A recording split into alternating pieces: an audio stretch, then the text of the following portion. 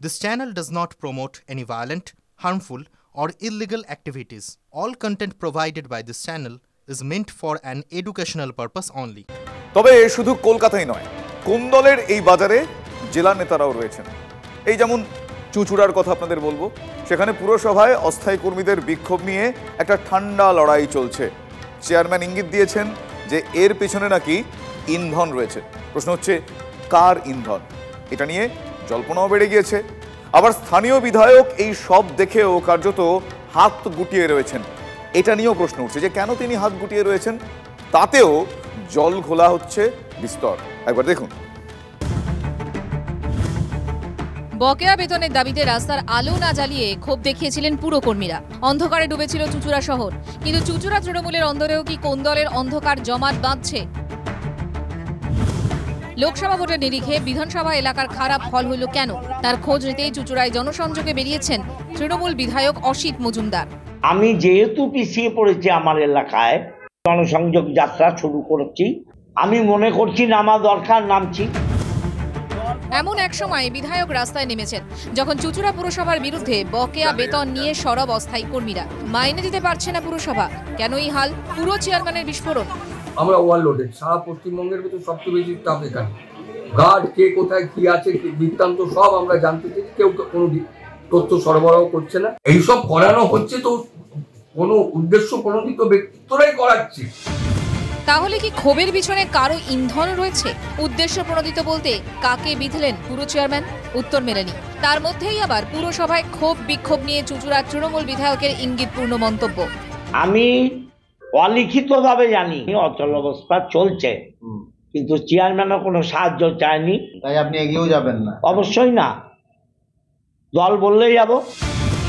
কেন হাত গুটিয়ে সব দেখছেন বিধায়ক? তাহলে কি পুরসভার কাজকর্ম নিয়ে তিনি অসন্তুষ্ট? চেয়ারম্যানের সঙ্গে কি মনোমালিন্য? কারণ চুঁচুড়ার রাজনীতিতে একদিকে চুঁচুড়া তৃণমূল বিধায়ক অসিত মজুমদার, অন্যদিকে চুঁচুড়া পুরসভার চেয়ারম্যান অমিত রায়। সূত্রের খবর, তৃণমূল বিধায়ক ও পুরো চেয়ারম্যানের ঠান্ডা লড়াই বেশ পুরনো। অমিত রায়কে চেয়ারম্যান করেছেন তৃণমূলের শীর্ষ নেতৃত্ব, সেই নিয়েও নাকি বিধায়ক শিবিরের বড় অসন্তোষ রয়েছে। তাৎপর্যপূর্ণ হলো পুরসভার অস্থায়ী কর্মীদের অসন্তোষ নিয়ে দুই নেতা আলাদাভাবে সরব। আগে হতো না, এখন হচ্ছে, মানে অনিয়ম কেন হচ্ছে? বলছে খেতে পাচ্ছি না, একটা বাড়ির 4 জন লোক কাজ করছে, কিন্তু অন্যায়টা অন্যায় না, এটা নয় বলা যাবে না। টাকা ড্রেনেজ হবে সেটা বলা যাবে না, করা হাতে ধরলেই তখন এইসব করানো হবে। দল ভুল করেছে কথা বলার অধিকার আমার নেই। দল যা সিদ্ধান্ত নেবে আমরা মেনে নেব। শান্তিটা জানার জন্যই তো জনসংযোগ। আমার যা জানানোর আমি দলকে জানিয়েছি, কেন হারলাম, কেন পিছিয়ে পড়েছি। তাহলে কি বিধানসভার পাশাপাশি পুরো এলাকার খামতির খতিয়ানও তৈরি করছেন বিধায়ক মশাই? কারণ হুগলি লোকসভায় ৭৬,৮৫৩ ভোটে জিতেছেন তৃণমূলের রচনা বন্দ্যোপাধ্যায়, কিন্তু ৭ বিধানসভার মধ্যে 3টিতে পিছিয়ে ছিলেন তৃণমূল প্রার্থী। চুঁচুড়া বিধানসভায় ৮,০০০-এর বেশি ভোটে পিছিয়ে শাসক দল। চুঁচুড়া পুরো এলাকাতেও পিছিয়ে তৃণমূল। 3বারের বিধায়কের এলাকায় দল পিছিয়ে থাকায় স্বাভাবিকভাবেই চাপ বেড়েছে। তাই বুধবার থেকে জনসংযোগে রাস্তার চুঁচুড়ার বিধায়ক, তাকে সামনে পেয়ে ক্ষোভ উগরে দেন উদালিয়া এক পঞ্চায়েতের ভোটাররা। রাস্তা পরিষ্কার হচ্ছে না, জঙ্গল কাটা হচ্ছে না, নর্দমা পরিষ্কার হচ্ছে না। মানুষের মনে ক্ষোভ আছে, দুঃখ আছে। এই ক্ষোভ দুঃখ দেখার জন্যই আমার এই জনসংযোগ। এখানে যারা দায়িত্বে আছে তাদের ব্যবহারও ঠিক না, তাদের ব্যবহারটা ভালো করতে হবে। যদি না পারে তাহলে কি হলে অ্যাকশন নেব।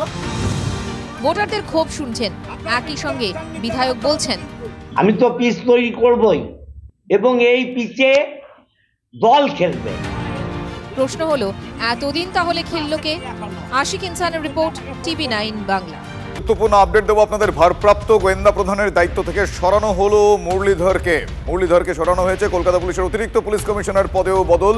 আমি ইন ডিটেল জানবো আমার সহকর্মী দীক্ষা ভূঁইয়ার কাছ থেকে। দীক্ষা, দেখো, এমন একটা সময় মুরলীধর শর্মাকে, যিনি অতিরিক্ত পুলিশ কমিশনার 2 পদে ছিলেন, যদিও তিনি তার আগে অতিরিক্ত পুলিশ কমিশনার 1 ছিলেন এবং তার আগে তিনি গোয়েন্দা প্রধান যুগ্ম কমিশনার পদে ছিলেন এবং খুবই দক্ষ একজন গোয়েন্দা প্রধান হিসেবে তিনি তার দায়িত্ব সামলেছিলেন এবং তারপরেই তার অতিরিক্ত পুলিশ কমিশনার পদ 1কে পেয়েছিলেন।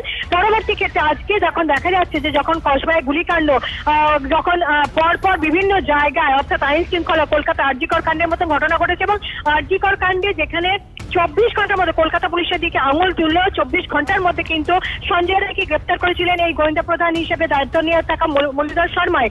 সেই রকম জায়গায় দক্ষ একজন পুলিশ অফিসারকে সেই মুহূর্তে কলকাতা থেকে কলকাতার পুলিশ যেখানে উনি অতিরিক্ত পুলিশ কমিশনার 2 হিসেবে দায়িত্ব নিয়ে থাকলেও যেহেতু যুগ্ম কমিশনার গোয়েন্দা প্রধান এই মুহূর্তে কলকাতা পুলিশে নেই, তাই তাকে অতিরিক্ত দায়িত্ব হিসেবে সামলাতে হতো। এবং সকলেই জানেন যে গোয়েন্দা প্রধান হিসেবে মুরলীধর শর্মার অনবরত কাজকর্ম এবং তিনি কতটা দক্ষ ছিলেন। বিশেষ করে তিনি প্রচন্ড যেটা বলা হয় অর্থাৎ টেকনোলজিক্যালি প্রচন্ড সাউন্ড একজন অফিসার। সেই রকম অফিসারকে আজকে যখন অর্ডার বেরিয়েছে, যখন দেখা যাচ্ছে স্বরাষ্ট্র দপ্তর থেকে যে মুরলীধর শর্মাকে সেই পদ থেকে সরিয়ে দিয়ে ধন্যবাদ দীক্ষা, ধন্যবাদ।